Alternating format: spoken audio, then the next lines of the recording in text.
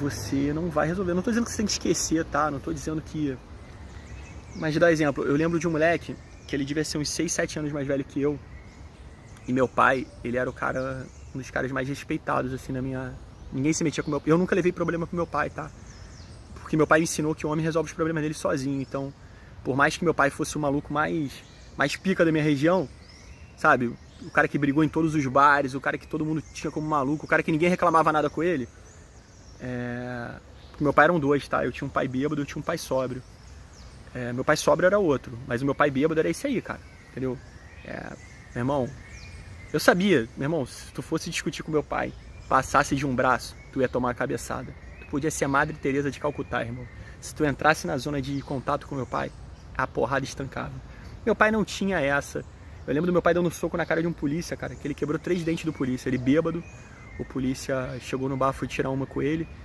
E aí, enquanto eu tava falando, meu pai tava ali bebendo cachaça, né?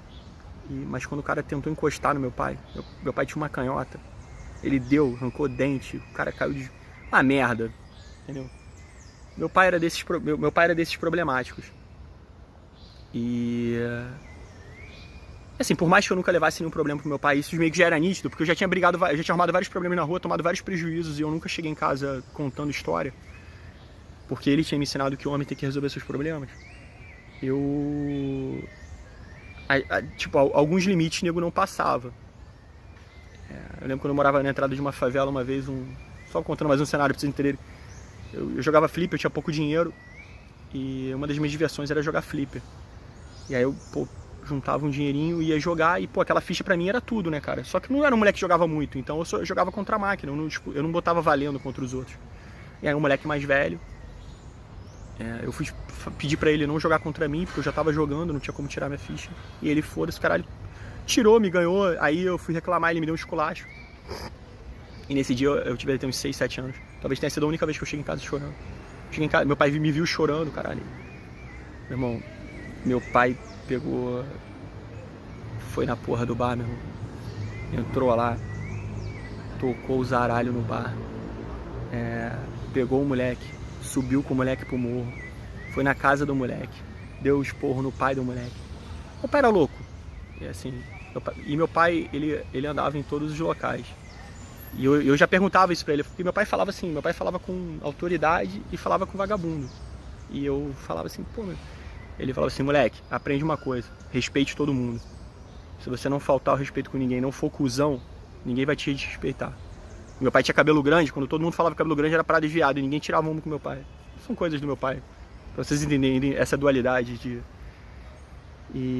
Mas voltando, como não só pra pessoas, tá? Como para situações também, vocês têm que aprender a perdoar. Esse moleque, como isso vai ajudar vocês? Esse moleque, eu tinha um moleque, ele devia ter uns 6, 7 anos a mais que eu. E aí eu morava na roça, um moleque me deu um esculacho assim de graça, assim, sabe? Eu passando na rua, o moleque me ofendeu, aí eu meti um tipo... Cara, por que tu tá falando isso? O moleque sempre falou comigo direito, mas o meu pai tinha sofrido um acidente, cara. E tava com a perna quebrada, ele não podia sair de casa. Sofreu um acidente de moto. E aí esse moleque broncou assim comigo. Ele devia ter uns 6 anos mais velho que eu, devia ter 13, ele devia ter uns 19. E ele broncou assim comigo e falou, e aí, vai fazer o quê? Vai lá contar pro teu pai? Ele provavelmente não queria me atacar. Ele provavelmente devia ter alguma coisa com meu pai, mas quis se sentir grande sem ter coragem de enfrentar meu pai. E meu irmão, eu tinha um ódio desse moleque. Eu tinha vontade de dar uma surra nele. Só que, cara, é uma parada assim, por que você não deve valorizar suas mágoas? Porque se você ficar perdendo tempo, cara, sabe? Com todo o cachorro que late, com toda a mágoa que você tiver, você nunca vai chegar onde você tem que chegar, cara. Você tem que se livrar dessas coisas. Eu por instinto, não sei explicar porquê, eu nunca parei pra voltar a todas as pessoas que já vacilaram comigo, e teve gente pra caralho. Às vezes cai, às vezes cai no nosso caminho, né, cara?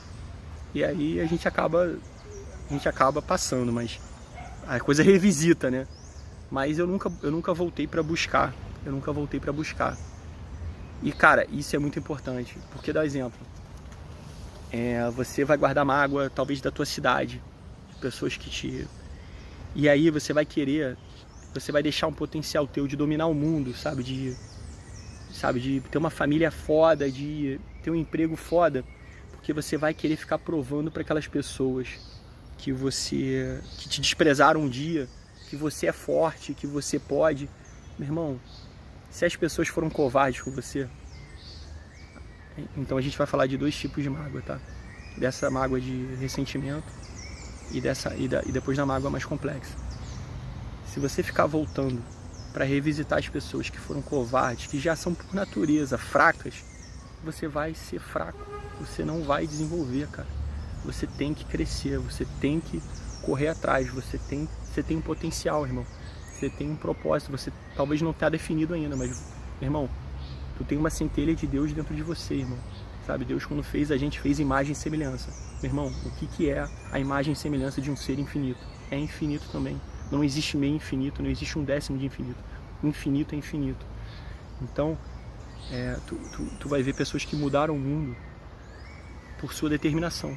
Meu irmão, esse é teu potencial.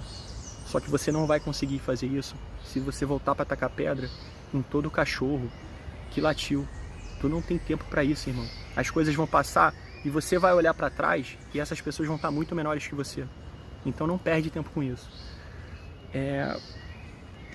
E cara, e a mágoa mais complexa são esses perdões, assim, sabe? Tem que perdoar teu pai, cara. Tem que perdoar pessoas que passaram pela sua vida. Porque hoje eu só posso amar meu pai como eu amo, sabendo que ele fez o melhor que ele fez, porque eu aceitei que o passado não pode ser mudado. O Serginho definiu muito bem isso hoje. Então, cara, você vai olhar a sua vida hoje é o dia de finados, é um bom dia para você fazer isso. Você vai olhar várias coisas que você fez, vários sentidos da sua vida, e você vai ter que perdoar algum dele hoje, cara.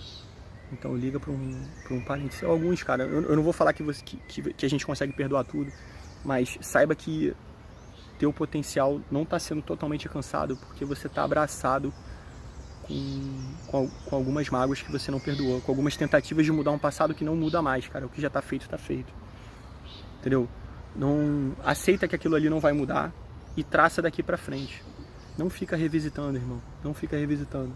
Vai perder energia, sabe? Tu, frustrado com o pai, tu pode pra sempre ser um merda, sabe? Ser um cara que não vai conquistar o teu potencial porque tu tá frustrado ainda com as mágoas que teu pai também não soube lidar, cara, sabe?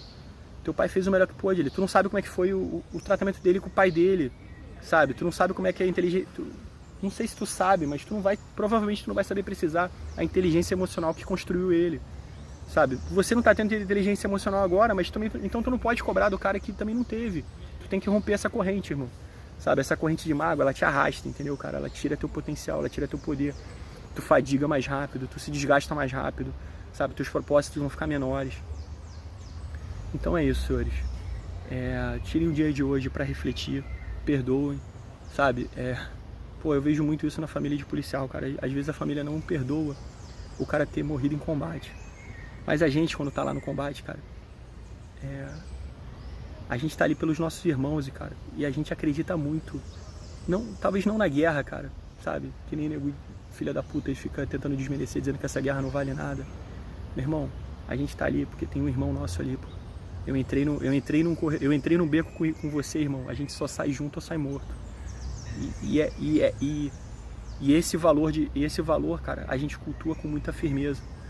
Irmão, a guerra podia ser o que for, mas tu tá ali do lado do teu irmão, tu vai até o fim.